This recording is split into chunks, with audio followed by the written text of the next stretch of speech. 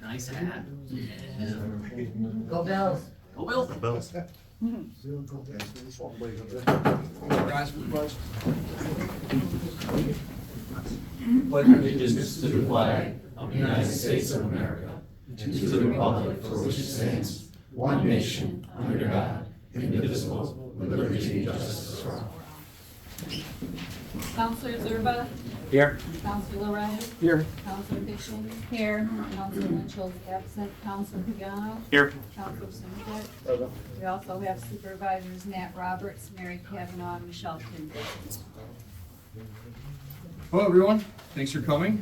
Tonight we'll start with a public hearing.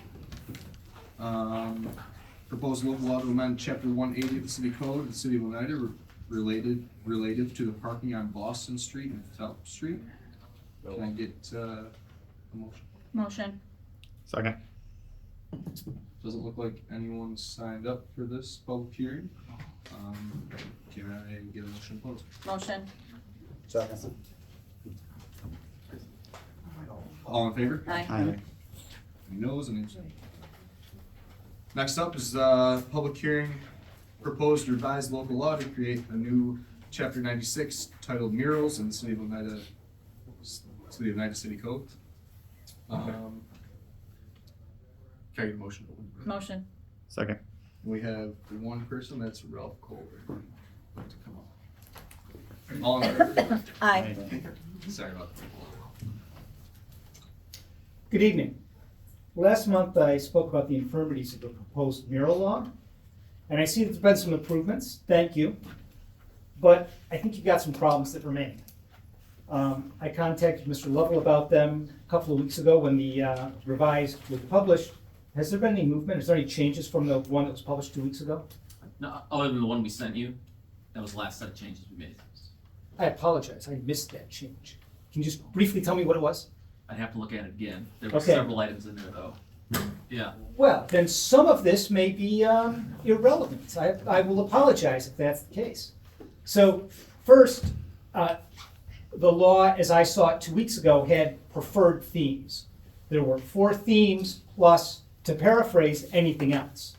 So so the 4 themes are then direction to expression, and if you're going to keep to those, then it's a constitutional problem. And if you're not, because you've got the anything else, then you don't need the first 4. You should just eliminate that paragraph. So either that paragraph is redundant or unconstitutional. Either way, I think you should remove it. Second, you've got the vague wording about scale still. The day after I spoke here last month, I spent 10 days in Puerto Rico. And Puerto Rico, I've never seen murals more plentiful or beautiful than those in Puerto Rico. And one of the things that really struck me in this culture of murals is the scale. Murals are their most impactful when they're at their largest. Somebody spoke here last month about the Paul Revere mural in Rome, which is, 6 stories high. It maximized the scale it had for the wall space available to it. That's what you want. And so when you put a bunch of language in about scale and how you're going to evaluate whether the scale is appropriate, it's not quite First Amendment. It's pretty close, but it's not quite. And it's still kind of arbitrary, and you're just asking for trouble and causing people to second guess whether they ought to do it when you have that language. Third, the proposed law 2 weeks ago, I apologize, had forbids murals on residences. This is a First Amendment problem that I don't think you can get over. As I read my layman reading, as a private citizen, I can put a swastika or a Black Lives Matter giant mural on my house, and if you sued me, I think you would lose. And so that paragraph that says you can't have murals on private residences, I think you should just remove, because you'll check. I don't think it's enforceable. those are my 3 recommended changes, and maybe you've already taken care of them. I apologize, I don't know. Okay, thank you very much. Thank you. We have no one else for that, so can I get a motion to close? Motion. Second. All in favor? Aye. Any noes, any abstentions? It's closed. Moving on to regular public comment time, can I get a motion to open that? No. Got me moving in different directions. All right, Ralph Kohler? Come on, right up. Public comments. Public comments. Completely different topic. I didn't come to the New Year's Eve meeting, where I understand that the vote to raise taxes in September was not valid. And so, as I understand the situation, you aren't allowed to raise taxes because you didn't get enough votes to raise taxes. But as I understand it, you're going to collect those taxes this year and take the money out of the contingency fund, and then next year probably maybe vote to raise taxes well above the minimum to use the taxes you collected. I'd like to understand how it is that you can not have the votes to collect additional taxes. You can't raise taxes because you didn't get the votes, but you're collecting them. That strikes me as fundamentally unlawful. And maybe I just don't understand something, but one of the problems I see on that dais writ large is that the people here have trouble understanding what's going on. And I wish each of you would speak on pretty much everything you vote on, so that we, or at least once a night, so we know what's going on around here, because it's a lot of work to pay attention, and I'm working hard to pay attention, but I still can't keep up sometimes. So I hope you will address both what's going on with the tax thing publicly, where everybody can see, and I'll record it and post it online, and just in general, keep us better informed in your positions where you have the opportunity to speak on whatever you want every night. Second, Mr. Hedgelon proposed last month that we start the budget earlier. That's a great idea. In my capacity as a federal official, we start our budget 14 months before the beginning of the year. And sometimes it still feels like it's not enough. That gives people time to get in and explain what's going on. Mr. Loretti made some suggestions. I looked at them. They were not as well fleshed out as they should have been, but if he'd had another 3 months, some of those may have. So I would ask you to get a better start, and I know that's a challenge for the city workers sometimes, but I think it would produce a better product and maybe have less contention at the front. Thank you very much for your time. Thank you. Next up is Joe Magliocca. Good evening, everyone. Kind of following up maybe on Mr. Kohler's comments. Andrew, you got an email copy of this, but I'm gonna give you a paper copy anyways. Thank you. You would hand a few back up to the folks behind you, please. Thank you.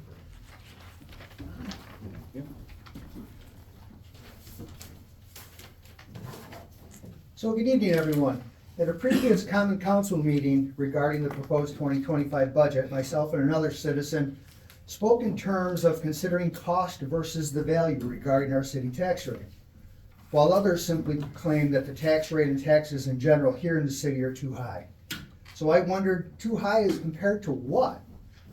So that what is before you in those 2 handwritten spreadsheets, which I call caveman spreadsheets, comparing the cost of a theoretical $100,000 home in most every municipality in Madison County as well as the city of Sherrill.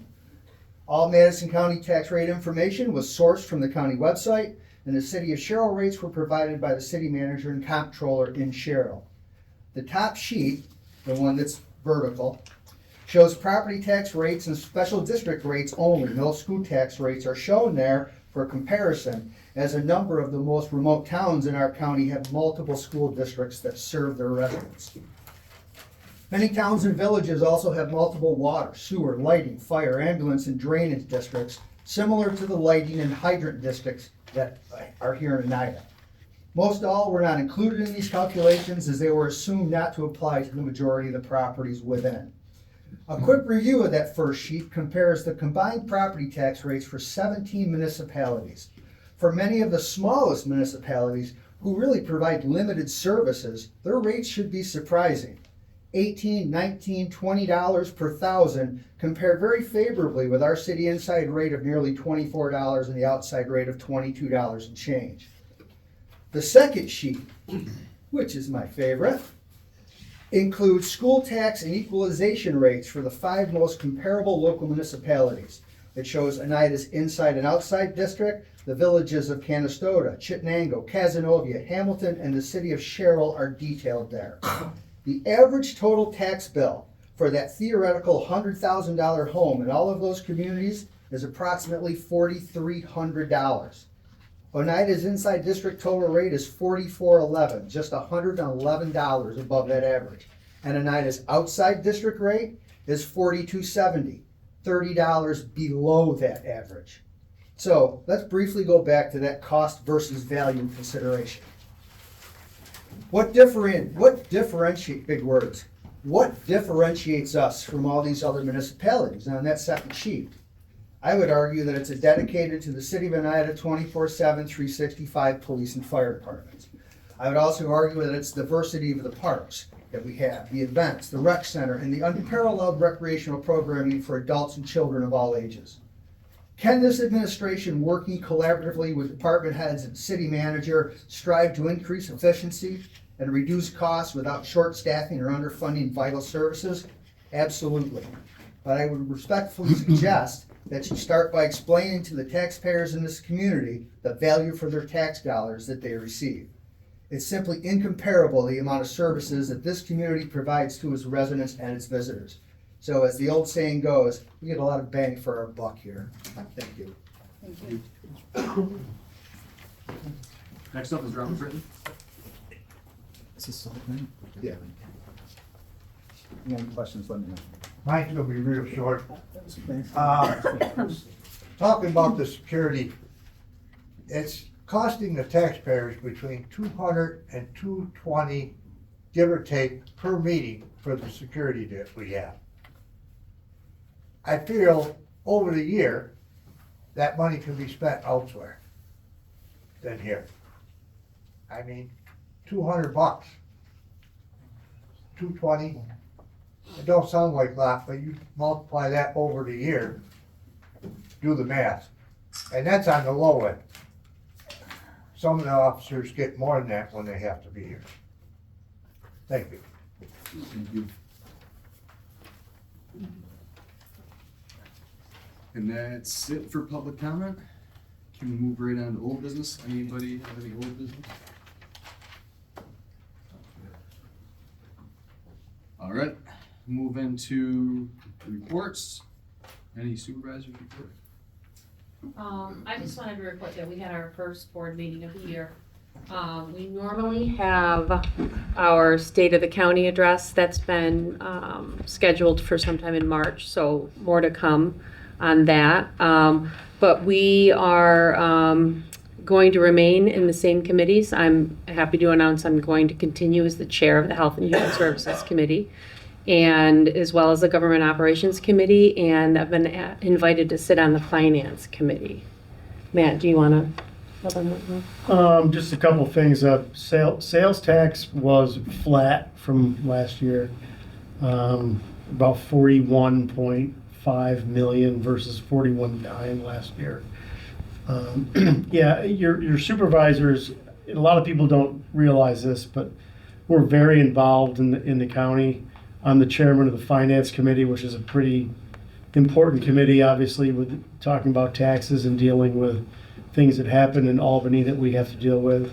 I'm also on the Solid Waste Committee. I know a lot of people talked about the landfill, which has been a sort of a hot button issue. I think we've got some pretty innovative things we're doing to make that cash flow so that the citizens of Madison County can have a landfill for many years that's going to serve them well. And I'm also serving on the Planning Committee. So I think if you talk to the employees of Madison County, the other people around the dais, there's 19 supervisors. They feel that, we're not trying to toot our own horn, but we spend a lot of time at the county, and we try to be productive members that represent the city very well. Thank you. Anything else, Michelle? You good? I'm good. Just making sure I don't want to leave you out. She's a woman of very few words, but she's very well respected, and she's helping out a lot. So, her and Brandy, I'll speak for them, I guess. So, I kind of skipped myself. I'm excited because we started, well, I started to receive some emails about Fall Fest and some of the events coming this year, so excited about what's to come. City manager's report. I am pleased to announce that tomorrow we will be concluding our OPFA negotiations and hopefully reaching a tentative agreement here this week. As evidence to the strength of the PBA contract that we just signed, we're receiving waves of applications coming in, lateral transfers and some other folks, which is a testament to the hard work and that a good contract will hopefully fix a lot of the personnel issues we have there with staffing. I'm also pleased to report that we have begun next year's budget planning already. Ralph's not paying attention. We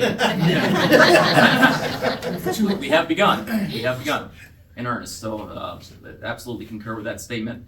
It's never too soon. So that's all I got. All right, can I get the approval of minutes for January 7th, 2025? Motion. Second. All in favor? Aye. Any noes, any abstentions? Motion's passed. Can I get the approval of warrant number 2? Resolve that warrant number 2, checks and ACH payments in the amount of $215,926.63, as audited by the voucher committee, are hereby approved for payment in the usual manner at the discretion of the comptroller or a third party duly retained by the city of Oneida to perform such services. Motion. Any discussion? All in favor? Aye. Any noes, any abstentions? Motion's passed. I'll now turn the meeting over to our city clerk, Sandy Lithray. Monthly reports, to receive and place on file the monthly reports from the city clerk, city engineer, codes, fire department, parks and rec department, and police department. Motion. Second. Any discussion? All in favor? Aye. Any noes, any abstentions? Motion's passed. Item number 2, introduce local law. Introduce a local law to amend the income ranges for senior citizens and amending the alternative veterans exemption and Cold War veterans exemption is set forth in chapter 165 of the Oneida City Code, and schedule a public hearing for Tuesday, February 4th, 2025, at 6:30 p.m. Common Council Chambers, 109 North Main Street. Motion. Second. Any discussion on this? All in favor? Aye. Any noes, any abstentions? Motion's passed. Item number 3, order of succession. Approve the order of succession for the members of the Common Council pursuant to section 3.0, 2.10 of the city charter. Motion. Second. Any discussion? All in favor? Aye. Any noes, any abstentions? Motion's passed. Item number 4, amusement device license. Approve the 2025 amusement device license application from Neil's Vending LLC for various locations within the city of Oneida. Motion. Second. Any discussion? All in favor? Aye. Any noes, any abstentions? Motion's passed. Item number 5, agreement. Authorize the city manager to sign an agreement with Bridges, AKA Madison County Council on Alcoholism and Substance Abuse, for the 2025 Employee Assistance Program. Motion. Second. Any discussion? All in favor? Aye. Any noes, any abstentions? Motion's passed. Item number 6, budget transfers and amendments. Approve the budget transfers and amendments as outlined by the comptroller or a third party duly retained by the city of Oneida to perform such services. Motion. Second. Any discussion with this? All in favor? Aye. Any noes, any abstentions? Motion's passed. Item number 7, designate polling places for 2025. Designate the polling places in the city of Oneida for 2025. Wards 1 and 2 will be at St. Paul's United Methodist Church at 551 Sale Street. Wards 3, 4, 5, and 6 at the Calat Civic Center, 159 Main Street. Motion. Second. Any discussion? All in favor? Aye. Any opposed? Any abstentions? Motion passes. Item number 8, budget transfer water fund. Authorize the comptroller or a third party duly retained by the city of Oneida to perform such services to transfer $123,966.73 from the water fund to the water reserve fund. Motion. Second. Any discussion? All in favor? Aye. Any noes? Any abstentions? Motion's passed.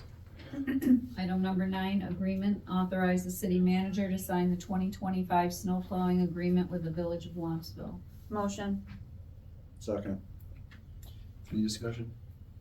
So this is the little stretch on Daniels Drive that we owned in Wampsville.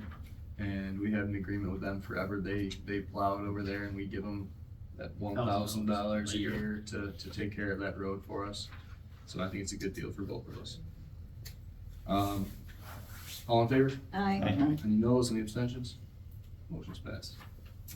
Item number 10, Memorial Day Parade. Authorize the city manager to sign an agreement with Sunshine Hammond, president of the Oneida Memorial Association, for the city of Oneida to co-sponsor the 2025 Memorial Day Parade on Friday, May 23rd, 2025. Motion. Second.